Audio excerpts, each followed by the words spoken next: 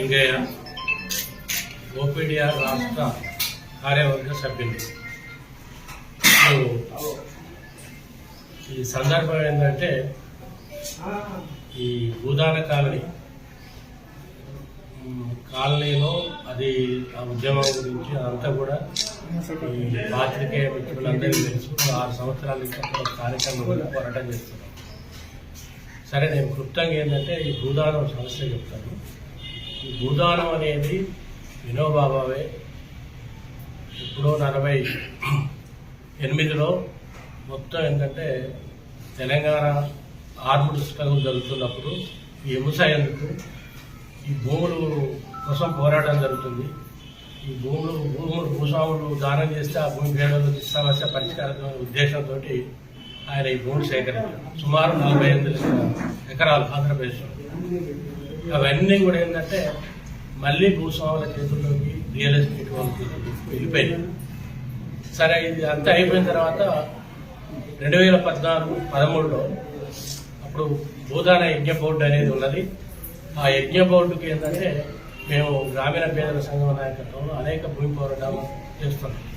అట్లే దమ్మపేటలో కూడా మేము పోరాటంలో ఉన్నాం. అక్కడ 400 ఎకరాలు మీద పోరాటం జరుగుతుంటే అక్కడ చైర్మన్ గారు వచ్చి ఆ భూములన్నింటి కూడా వాళ్ళకి మనిషికి ఎకరం చొప్పున పట్టాలు ఇచ్చారు. ఆ తర్వాత ఖమ్మంలో కూడా వెలుగుమట్టిలో 60 ఎకరాల భూమి, 62 ఎకరాల భూమి ఉంది. ఆ భూమి ఇక్కడ ఉన్న పేదవాళ్ళు మీరు సమీకరణలో పట్టాలు ఇస్తానని చెప్పి వాగ్దానం చేసి ఆయన 62 ఎకరాలకు 1820 పట్టాలు అప్పుడు ఇచ్చాడు. దాన్ని పట్టుకొని ఏంటంటే ప్రభుత్వం తిరిగితే ఏ అధికారి కూడా సహకరించలేదు. 2-3 సంవత్సరాలు తిరిగిన తర్వాత ఇక లాభం లేదని చెప్పి జనం పోయి దాని మీద పోయి ఇండ్లేసుకోవడం జరిగింది. అప్పుడు మేమున్న మాకు హైకోర్టు నుంచి ఆర్డర్ తెచ్చుకున్నాం. దాని ఇండ్లని కట్టుకున్నాం. దాదాపు 600 కుటుంబాలు 6 సంవత్సరాల నుంచి అక్కడ కరెంటు నీళ్లు లేకపోయినా సొంతంగా ఏర్పాటు చేసుకొని వాళ్ళు అలాగే డబ్బులు వేసుకొని ఏర్పాటు చేసుకున్నారు. అన్ని ఆర్డర్లు కూడా వీళ్ళ సౌకర్యాలు కల్పించమని హైకోర్టు వారి ఆర్డర్లు ఉన్నాయి, కానీ అవి అమలు జరపలేదు. కాబట్టి వీళ్ళు ఆడ పోరాటం చేసి ఉంటున్నారు. సరే, మేము అనేక సందర్భాల్లో ప్రెస్ మీట్లు పెట్టినాం, దాని సమస్యల గురించి చెప్పినాం. అవన్నీ కూడా మీకు తెలిసిన విషయం. ఇకపోతే ఏంటంటే ఈ మధ్యకాలంలో మాకు పత్రికల వారు చాలా సహకరించారు పేదల కోసం. అట్లాగే అందరూ కూడా సహకరించారు, కానీ ప్రభుత్వమే సహకరించలేదు. అయితే ఇప్పుడు కొత్త సమస్య ఏంటంటే ఒక పత్రిక వాళ్ళు ఒక పీపుల్స్ డైరీ అనే పత్రిక, ఆయన పేరేంటి బండి కుమార్ గారు, ఆయన ఏంటంటే ఈ మధ్యలో వరుస కథనాలు దాంట్లో వస్తున్నాయి. వస్తే ఫస్ట్ కథనం వచ్చినప్పుడు ఆయన కాంట్రాక్ట్ అయ్యి ఏంటి రాస్తున్నది వాస్తవం కాదండి, ఇచ్చిన సమాచారం ఎవరు ఇచ్చారని చెప్పి అడిగాము. అడిగితే వాళ్ళ హెడ్ క్వార్టర్ ఎక్కడ కరీంనగర్ వెళ్ళాం, వాళ్ళ ఎడిటర్ని కలిసినాం. వాస్తవాలు చెప్తున్నాం, మీరు పరిశీలించండి, మీరు వాస్తవాలు రాయండి, కానీ ఇట్లా దుష్ప్రచారం చేస్తే మంచిగా చెప్పినాం. చెప్తే లేదండి మేము పరిశీలిస్తాం అన్నారు. ఆ తర్వాత ఏంటంటే ఇక కథనాలు వస్తున్నాయి. ఏంటంటే ప్రభుత్వాన్ని రెచ్చగొట్టే కథనాలు, ప్రభుత్వం ఉందా లేదా, అక్కడ వీళ్ళే మొత్తం పోటీ ప్రభుత్వం నడుపుతున్నారు, కరెంటు వీళ్ళే పెడతారు, అన్ని వీళ్ళే పెడతారు, దౌర్జన్యాలు చేస్తున్నారు. వీళ్ళంతా కూడా ఏంటంటే అని విపరీతంగా వ్యతిరేక ప్రచారాలు. గుట్ట మీద గుడుగుట్ట అనేది ఫస్ట్ ఒకటి వచ్చింది. ఆ తర్వాత అన్నీ వస్తున్నాయి. కరెంటు అసలు ఏంటి, అసలు కరెంటు ఇప్పుడు ఉచిత కరెంటు 200 యూనిట్ల కింద ప్రభుత్వం ఇస్తుంది. ఇప్పుడు వాళ్ళు ఏంటంటే కోర్టు ఆర్డర్ ఉంది కాబట్టి మరి మనం ఇయ్యలేం కాబట్టి వాళ్ళు 200 ఉన్నారు. ఆ కరెంటు వాడుకుంటుంటే ఆ కరెంటు తీసేయాలి. ఈ ఎలక్ట్రిసిటీ వాళ్ళు ఆలోచించబడరు వాళ్ళు అని చెప్పి ఇట్లా మొత్తం అన్ని కూడా కథనాలు రాస్తుంటే అసలు ఎవరు ఈ సమాచారం ఇచ్చింది ఎవరంటే దానికి ఇంకొక ఆయన ఉన్నాడు. ఆయన మా దాంట్లోనే ఉండి కొన్ని తప్పులు చేస్తే మేము తీసేస్తే ఆయన పట్టుకొని వెళ్తాడు రాపిస్తున్నాడు. ఆయన పేరు కూడా చెప్పారు, వాళ్ళ కరీంనగర్ ఎడిటర్ గారు చెప్పిండు. అదంతా కూడా ఏంటంటే తప్పుడు కథనాలు చేస్తున్నాడు. సరే ఏంటండి మరి ఇట్లా రాస్తున్నారు, మాట్లాడుతున్నారా అంటే కాలనీకి రండి అంటే మీరు సీక్రెట్ గెలవండి నన్ను అంటారు. సీక్రెట్ ఎందుకండి, సీక్రెట్ ఏముంది, మీరు వచ్చి జనంలో ఎంక్వైరీ చేసుకుని వాస్తవాలు రాయండి. సీక్రెట్ సరే సీక్రెట్ గెలుస్తానని వస్తే నేను అక్కడ ఉన్నా ఇక్కడ ఉన్నా అని చెప్పి రాకుండా అవి అట్లే ఇస్తున్నాను. సరే, మీరు దయచేసి మేము కోరేది ఏంటంటే మీరు వచ్చి ఎంక్వైరీ చేయండి. అక్కడ వాళ్ళు రాసే కథనాలు కరెక్ట్ అయితే మమ్మల్ని రండి. లేదా తప్పైతే మరి మీరు ఆయన మన పాత్రికేయ సహచరుడు కాబట్టి ఇట్లా రాయటం సరైనది అని చెప్పి వాళ్ళు నివారిస్తారని చెప్పి మేము కోరుతూ మేమైతే దీన్ని తీవ్రంగా ఖండిస్తున్నాం. అది తప్పుడు సమాచారం, ఒక్కటి కూడా అందులో వాస్తవం లేదు. ఒకడు వెనక ఉండి, ఒక కుట్రదారుడు వెనక ఉండి రాపిస్తామంటే రాస్తున్నాడు. ఆ సీక్రెట్గా మాట్లాడేది ఎవరికి లంచాలు డబ్బులు ఇచ్చేది అంతా పేదలు. ఆడ 600 మంది పేదలు ఉన్నారు, వాళ్ళు పోరాటం చేస్తున్నారు. అనేక కేసులు ఉన్నాయి, నిర్బంధాలు, పోలీసులు, చీకట్లు. మొన్న ఆయన కథనం రాసిన తర్వాత మొన్న కరెంటు కట్ చేస్తే మళ్ళీ తగిలించి నడుపుకుంటుండు. మొన్న ఫారెస్ట్ భూముల్లో మొత్తం ఏంటంటే మట్టి అంత ఎత్తుతున్నారని చెప్పి నిన్న కథనం వచ్చింది. నిన్న ఫారెస్ట్ వాళ్ళు పంపించి చూస్తే అది ఏం లేకపోతే ఏంటంటే ఏదో పేపర్లు రాసినట్ట మా అధికారులు మమ్మల్ని పోయి చూసినామన్నారు. ఇవన్నీ కూడా అబద్ధాలు రాస్తున్నాడు ఆ బండి కుమార్ గారు. మరి వచ్చింది ఆ బండి కుమార్ గారు ఉన్నాడా? లేడా? అయితే మరి ఇప్పుడు దాంట్లో మహత్యం ఏందో మరి ఆయన చెప్పాలని. అందుకని ఏంటంటే మేము ఈ తప్పుడు ప్రచారాన్ని, దుష్ప్రచారాన్ని మేము తీవ్రంగా ఖండిస్తున్నాం. ఇది మన మొత్తం ప్రజా వ్యతిరేకమైన వైఖరి. అది ఆయన రియల్ ఎస్టేట్ వాళ్ళకు సహకరిస్తూ రియల్ ఎస్టేట్ సంబంధాలు పెట్టుకుందని మేము భావిస్తున్నాం. కోర్టులో కేసు నడుస్తుంది. ఆ కేసులో కూడా ఏంటంటే ఈయన పెట్టినవన్నీ కూడా కోర్టులో నిన్న ఆయన అక్కడ జడ్జి దగ్గర పెట్టాడు.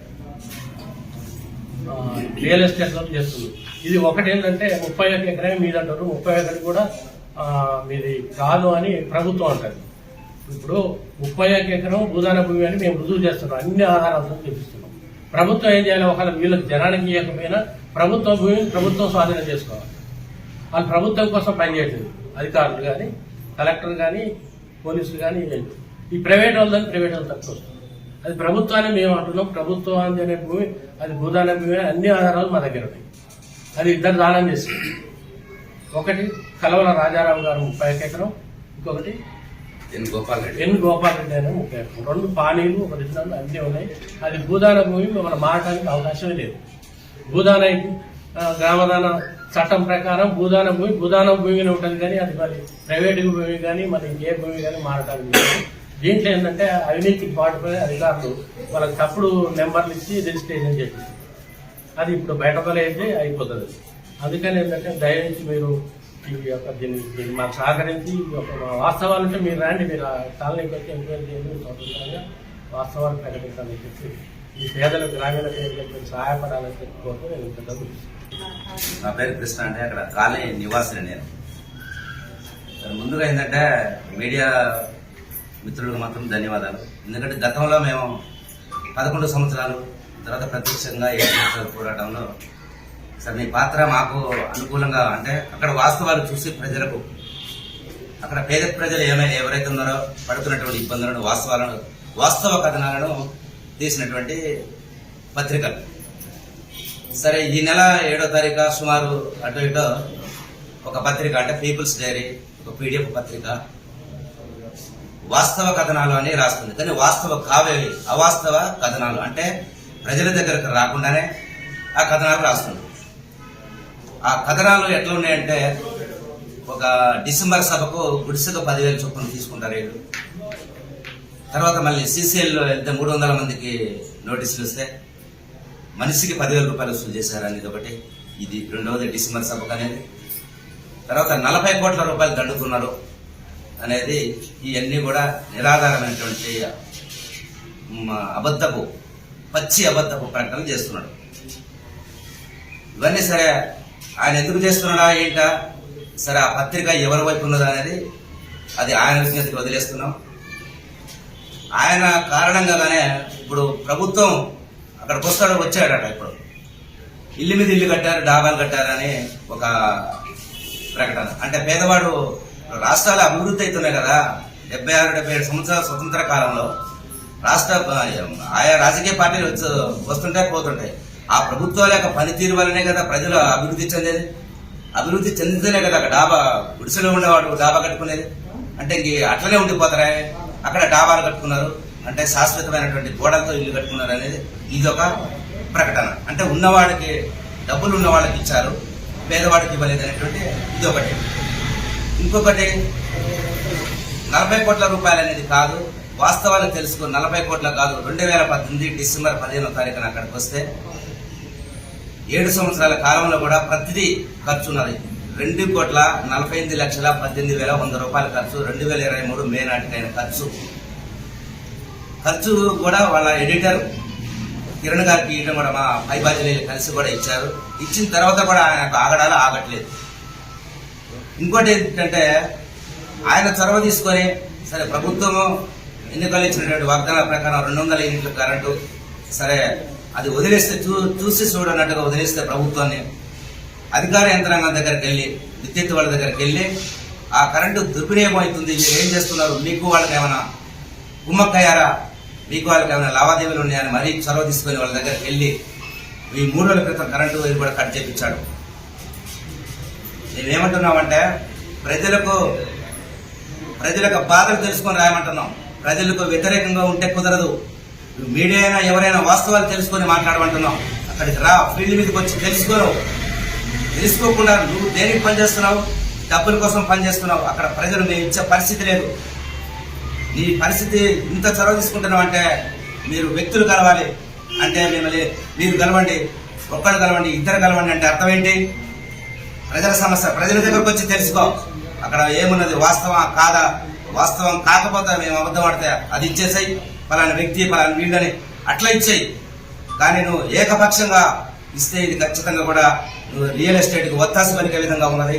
దీన్ని తీవ్రంగా గ్రామీణ పేదల సంఘం తరఫున అక్కడ 2000 మంది కాలనీవాసులు ఎవరైతే ఖచ్చితంగా ఖండిస్తున్నాం. ఒకటి గుర్తుపెట్టుకోను, ప్రజలకు కడుపులు మండితే ఇలా కరెంటు తీపిచ్చావు. ప్రజలకు కడుపులు మండితే ఖచ్చితంగా కూడా ప్రజలు తిరగబడితే ఏమవుతుందో నీకు తెలుసు. ఖచ్చితంగా గుర్తుపెట్టుకోను. ఏమనుకుంటున్నాం, అక్కడ ప్రజలు పిచ్చోడు డబ్బులు ఇవ్వరనే ఒక పరిస్థితి తప్ప దేనికైనా కూడా మేము చావడానికి కూడా సిద్ధం. కానీ ఇవన్నీ గుర్తు పెట్టుకోకుండా నువ్వు తప్పుడు ప్రసారాలు చేస్తే మాత్రం పరిణామాలు తీవ్రంగా ఉంటాయి. ఖచ్చితంగా నువ్వు పేపర్ అంటే ప్రజల పక్షాన వాస్తవాలన 2 వైపులా రాయాలి. కానీ 1 సైడ్ రాస్తున్నావు నువ్వు. ఖచ్చితంగా కూడా ఈ రోజు వరకు కూడా అది తీసుకున్నావు, ఇది తీసుకున్నావు. నువ్వు తీసుకుంటే అక్కడ ప్రజల దగ్గర సమీకరించాం. ఒక ప్రభుత్వం నడవాలంటే బడ్జెట్ ఉండాలి. ఒక కాలాన్ని 7 సంవత్సరాల కాలంలో కూడా ప్రభుత్వం ఆటలు ఉన్నప్పుడు కూడా సెన్స్ నీరు పోయలేదు. ఇవాళ మాకు మేముగా ప్రజలను సమీకరించుకొని నడిపిస్తున్నటువంటి అక్కడ ఎవరో వచ్చి తెలుసుకొని పడనోడు మా అనుకుంటాడు. మావుడు కాదు వాడు, మావుడు ఎట్లుంటాడు. ఇదంతా కూడా మా బాధ, మా ఆవేదన. మేమేమంటున్నామంటే ఆ పీపుల్స్ డైరీ పత్రిక వల్ల ఇక్కడ కరెంటు పోయింది. మాకు 2000 కుటుంబాలు కూడా పిల్లలు ముసలి వాళ్ళు కూడా ఉండి అక్కడ చాలా ఇబ్బందులు పాలవుతున్నారు. ఖచ్చితంగా కూడా ఇప్పుడు గ్రామీణ పేదల సంఘం తరఫున కాలనీ వచ్చి వాస్తవాలు తెలుసుకొని ఇవన్నీ కూడా ఉన్నాయి. వాస్తవాలు తెలుసుకోమని అక్కడ ఫీల్డ్ మీదకి వచ్చి అందరూ కూడా అక్కడ ఉన్నటువంటి 2000 మంది ఎవరైతే ఉన్నామో కోరుతా ఉన్నాం. కోరి ప్రజల దగ్గరకు వచ్చి వాస్తవాలు తెలుసుకొని రాయండి. తర్వాత ఇంకొకటి, మాకున్నటువంటి హైకోర్టు ఆర్డర్ల ప్రకారం ఏమైతే ఉన్నాయో ఆర్డర్ల ప్రకారమే మంచినీళ్లు కరెంటు ఇవ్వండి. ఆర్డర్ల ప్రకారమే చట్టబద్ధంగా ఉన్నాం కాబట్టి మేము ఆ ఉన్నటువంటి భూమి కూడా భూదాన భూమి, ఆ పక్కన ఉన్నటువంటి ప్రైవేట్ ల్యాండ్ లో కూడా మేము వెళ్ళలేదు. మేము ఎక్కడ పడితే అక్కడ వేసుకునే వాళ్ళం అయితే అవతల కూడా కలెక్టర్ గారి ఆఫీస్ వరకు ఉన్నాయి మా కాలనీ అనుకొని. కానీ మాకు చూపించినటువంటి హద్దుల్లో భూదాన భూములను మేము నివాసం ఉంటున్నాం. కాబట్టి మాకున్నటువంటి 62 ఎకరాల 7 గుంటల భూమి రెవెన్యూ రికార్డు ప్రకారం ఏమైతున్నదో ఖచ్చితంగా మాకు హద్దులు తేల్చాలని సంబంధించిన అధికారులకు, తర్వాత మా యొక్క సమస్యను పట్టించుకొని గౌరవ మంత్రులు కూడా మేము జిల్లాలో ఉన్నటువంటి 3 మంత్రులు కూడా మా కాలనీ వాసుల తరఫున విజ్ఞప్తి చేసుకుంటాం. అయ్యా, మేము 7 సంవత్సరాలు మేము అక్కడ ఉండబట్టికి మేము 2018 నుంచి అక్కడ ఉంటున్నాం. మాకు ఒక కరెంటు లేదు, ఒక నీళ్లు లేవు, ఒక డాక్టర్ లేడు, ఒక హాస్పిటల్ లేవు, మాకు ఒక రోడ్లు లేవు. మేము కస్తూర్బాయి మా అన్వర్లో ఉందని దానికి మేము కరెంటు పెట్టుకుంటే కరెంటు ప్రతి ఒక్కసారి పీకేయటం, చీకట్లో ఇయర్కి 5 రోజుల నుంచి తాగేందుకు కూడా మంచినీళ్ళు లేక ఆయమ్మ ఇంట్లో చెమ్మడి ఈ ఇంట్లో చెమ్మడి తెచ్చుకొని తాగుకుంటూ ఉంటున్నాం. మా బాధ మీకు అందరికీ అర్థమైతే మా కాలనీకి వచ్చి చూసి మా కష్టం ఏందో, మా బాధ ఏందో, మేము పడే శరేందో మీరందరూ గమనించి మాకు న్యాయం చేయమని కోరుకుంటున్నాం. ఎవరన్నా మా మీద తప్పుడు ప్రతిపాదిస్తే మాత్రం దాన్ని మీరు పట్టించుకోవద్దు. మా కష్టం వచ్చి అక్కడ చూడండి, మా బాధ చూడండి, మేము ఏది తీరుకుంటున్నామో, ఎట్లా బతున్నామో, ఏం తిని బతున్నామో, మా కష్టం మీరు వచ్చి అసలు అక్కడికి వచ్చి చూసి మీరందరూ మమ్మల్ని క్షమించి మాకు న్యాయం చేయాలని కోరుకుంటున్నాం.